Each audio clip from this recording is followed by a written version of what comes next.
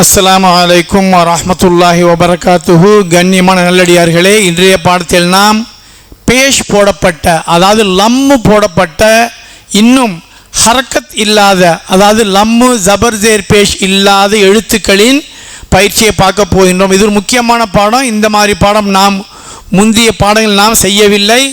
நல்லா கவனமாக பாருங்கள். அதாவது ஹரக்கத் போட்டால் எப்படி உச்சரிக்கிறது, ஹரக்கத் போடாவிட்டால் எப்படி உச்சரிப்பது என்பதை நாம் பார்க்க போகின்றோம். கவனிங்க, இது ஜீமுக்கு மேலே பேஷ் போட்டிருக்கு. அப்போ ஜூன்னு உச்சரிக்கணும்.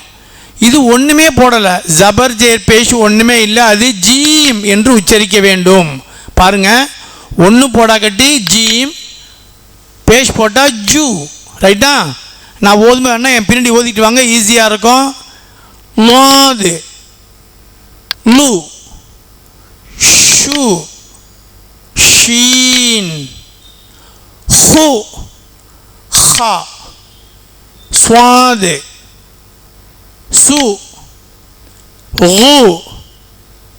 கைன்.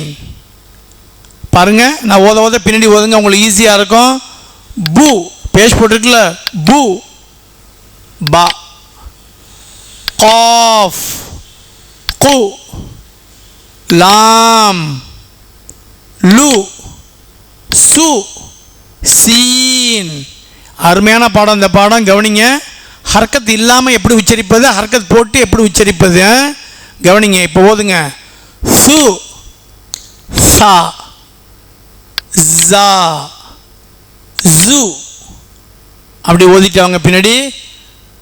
காஃப் கு ஹு ஹா து தா அலிஃப் உ யு யா ஃபு ஃபா. தொடர்ந்து ஓதுறேன், கவனிங்க, நீங்களும் ஓதிட்டு வாங்க.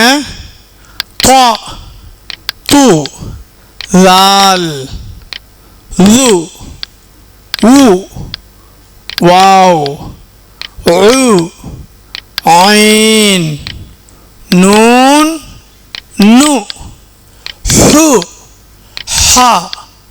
அடுத்தது பின்னாடி ஓதிட்டு வாங்க.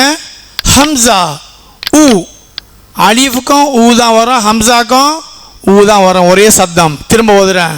ஹம்சா உ மு மீம் லு லா தா து ரு ரா து தால்.